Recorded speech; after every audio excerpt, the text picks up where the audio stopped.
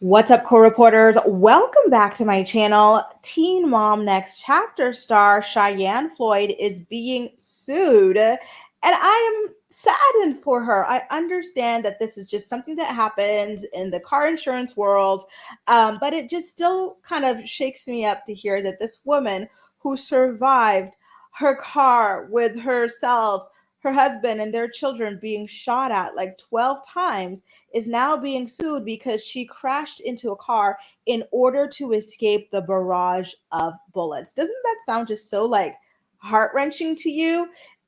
So this is a breaking news story coming from the U.S. Sun. They're saying that Cheyenne has been sued for over $25,000 after crashing into that car when trying to escape the gunmen in the 2021 incident. And there are two plaintiffs who filed a lawsuit against Cheyenne.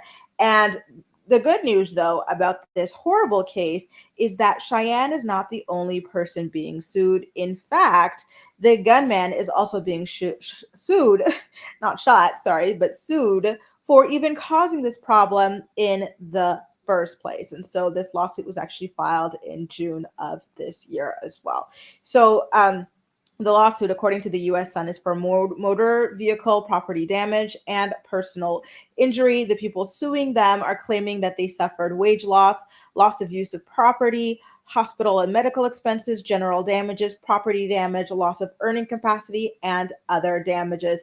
Listen, I think it's fair enough, depending on how hard Cheyenne crashed into them, or if the gunman crashed into them as well, or if they were exposed to all of this as well. I could see how this can really damage you on a physical level, of course, and not to mention emotional level. This can be quite traumatizing, and perhaps they live in an area where they rely on their car to transport them to and from work. Perhaps they work in delivery, and so their loss of wages ties directly to the use of the car and everything. You really never know.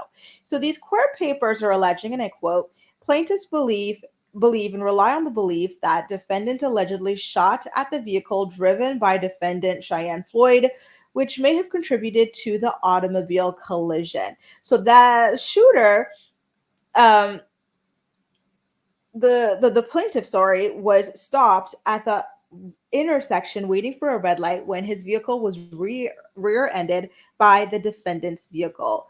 The defendant so negligently, carelessly, and unlawfully operated, serviced, repaired, and maintained, entrusted, and or inspected their vehicle such that they caused subject collision, resulting in injuries and damages to plaintiff as here alleged herein. This is where I take issue. I don't think it's fair to claim that Cheyenne was driving negligently, carelessly, or unlawfully.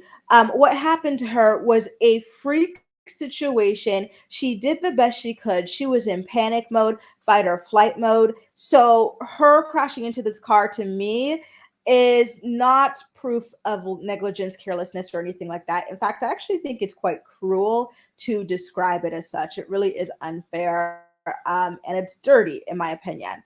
They continue on to say, quote, the negligent conduct of defendants, and each of them was a substantial factor in causing injury to plaintiff and the damages alleged in this complaint. Honestly, I would feel so hurt to hear this about myself. And not only that, but I would be disgusted by my man. Like, I'm getting sued for 25,000. I almost got shot at. My kids almost got shot at. Um, and it's all because, allegedly, because you have a shady criminal background. And now people are, when they're suing me, they're claiming that I was negligent and irresponsible. They are re-traumatizing me after what I went through. And it would just turn me off so bad. I'm sorry, guys. There hasn't been a proven link between Zach and this guy on a criminal level, but we do know that they know each other, right? So it's all just assumptions there, but it's just something that would really turn me off and disgust me. Like, just the amount of stuff I'm being exposed to just based on who I chose to marry and have kids with. Like, oh, no, thank you. So Cheyenne has responded to the complaint as of this month. And she said, and I quote, this answering defendant denies each and every allegation contained in the complaint and further denies that plaintiffs have been damaged in the sum or sums alleged or in any other sum or sums at all.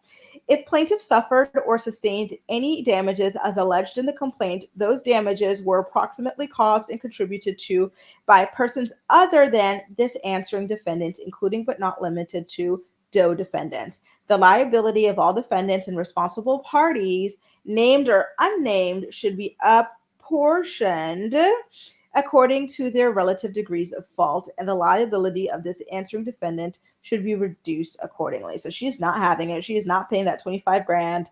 And good for her. Like, what are you supposed to do? I got shot at. Now I'm dealing with that and I'm being sued for getting shot at. Like, what is this world coming to? It's just so much.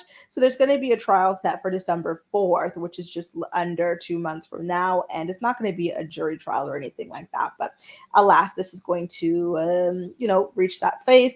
And I wonder if this non-jury trial is going to give us more information about this shooting. Like, they have been notoriously quiet about this. The press has been notoriously quiet about this. And I just don't understand how this can be kept under wraps for so long, especially with it having happened in LA with some, reality TV stars, TMZs all up in the joint. Like, how do they not have info to reveal about this situation? I do wonder if civil court is going to be giving us those sorts of answers about what happened here. Who is this guy? Because if those people really want to go to town and go dirty, they might start grilling the shooter about how he knows Zach, right? To prove some sort of negligence. Like, this is based on your negligence of associating with criminal people. You know what I mean? Like, I wonder if it can go that way. Legal babes, let me know. Insurance babes, let me know as well. We're counting on you guys. This is the bat signal, the call. Come on in, give us all the information you have about how this could potentially play out for Cheyenne and Zach in the courts, and of course in the insurance role as well. Like, will their insurance have to pay out? Will it be the shooter who has to pay out? How is this going to go down? Let us know any info you have. And if you guys think this is a big enough story for me to get a lawyer friend on here, let me know that as well, and I will do my best. Okay? Have a great day, guys. Bye.